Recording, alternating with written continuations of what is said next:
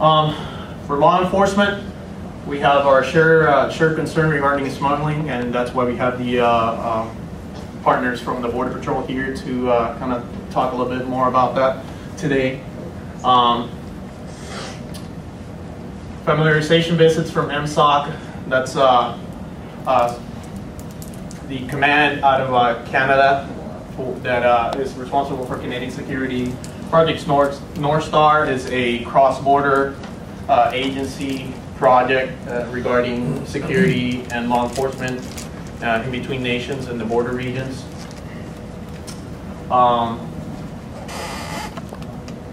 We do rogue vessel exercises, for hostage scenarios. I don't know if some of you have seen some of the Coast Guard personnel sometimes doing checks on the ferries, etc., during special times, and also during exercises.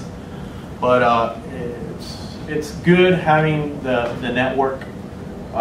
You'll start seeing a little bit more exercises, especially now at the end of the year, regarding with the Olympics over in Vancouver coming along. You'll start seeing a little bit more presence of our partners and the Coast Guard in the area. So it's going to be good having you there to kind of ask questions, and if you notice things, be able to have a direct person to contact when it's something that you might have doubts on, if you don't know if it's an exercise, if it's an actual real life event. So we will try to get that information up to the network before it does happen, to make sure that we keep communications down to a minimum.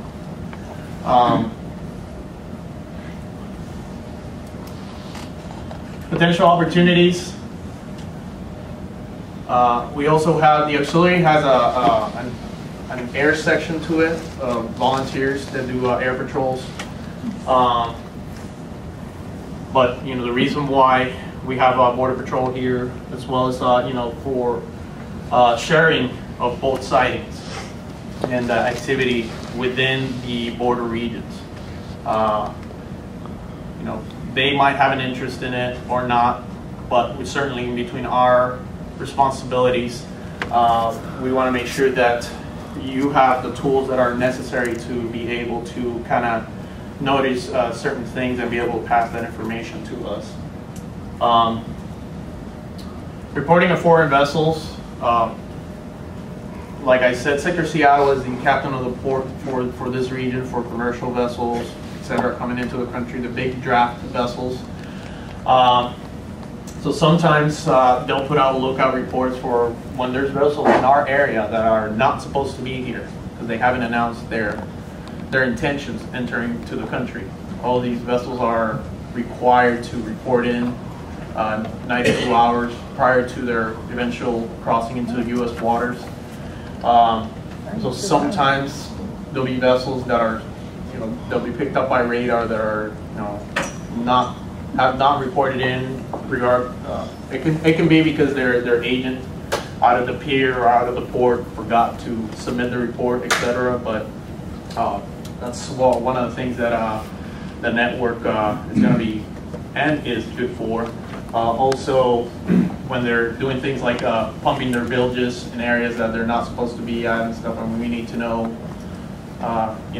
when you see something like that out there, we need to know right away so that we can respond to it and put a stop to it before they introduce foreign species and things like that into our waters, obviously affecting our local environment, our native species, etc. So. Shipwrighter officer exchange, you'll start seeing some of that as well. It's initiative in between the Canadian government and the U.S. government into having Royal Canadian Mounted Police officers and Coast Guard boarding officers exchange in vessels. So you'll see our CMP officers and Coast Guard vessels, and Coast Guard boarding officers on our CMP vessels, and they'll be able to respond and enforce laws for their particular country, regardless of what platform they're on, because we're just looking to share resources and kind of diminish the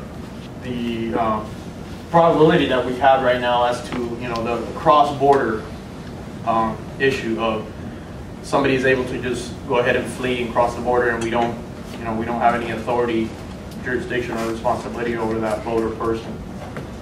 So by the shipwrighter officer exchange, we don't have that anymore. We're able to continue and not have the border be that imaginary line and wall that we can't cross.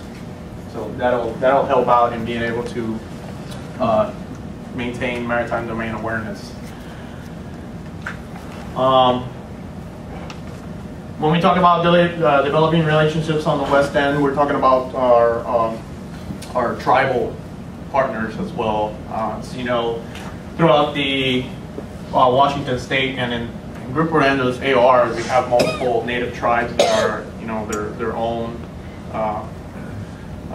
nations. So we like to respect that, but at the same time, they understand that there's certain security issues that the Coast Guard and the federal government has over, that being used as to the sovereignty of nations and fugitives, etc., fleeing back and forth in between those sovereign nations. So some example of the partner agencies, like I said, our main ones that we work with on a daily basis are Customs and Border Protection, Office of Border Patrol, Office of Air and Marine, and Office of Field Operations, which is your port of entry customs people that over there you'll see on a daily basis down by the Coho Ferry. In the area for Customs and Border Patrol, you have stations Bellingham, Station Blaine, Linden, Sumas, and Station Portandos, which is the one that encompasses all the way up from Port Townsend, all the way down to the southern part of the state. Am I correct? Actually, our sector goes all the way to the northern border of California, but our primary area responsibility that we control, we would go down to about the Astoria area. Okay. So Immigration and Customs Enforcement, which is the like our Coast Guard Investigative Service, it's the investigatory side for Customs. NOAA, National Marine Fisheries Service, the Olympic National Marine Sanctuary, Air Station, Naval Air Station Whidbey, WDFW through the entire region, all of the sheriff's departments for 9 counties. Our area of responsibility encompasses multiple counties from Whatcom, San Juan, Island, Skagit, Snohomish, Jefferson, Kitsap, Clallam. So we work with a lot of partners. Tribal nations, obviously the Quinaults, the Quileutes, the Macaws, the Lummi, just to name a few, Tulalip. On the Canadian side, the Royal Canadian Mounted Police and Border Security Service, Canadian Coast Guard, MSOC, the Marine Security Operations Center, and other non-governmental agencies. So it keeps us pretty busy.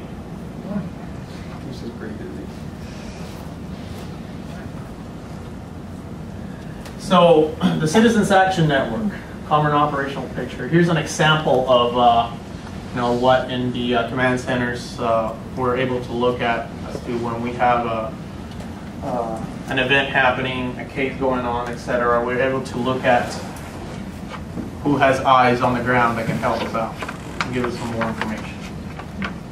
So as you can see, all the way up from the Point Roberts, Blaine area, all the way down into South Puget Sound, all down in Olympia, and all the way out west, including also from the Canadian side in the island regions as well. Any questions?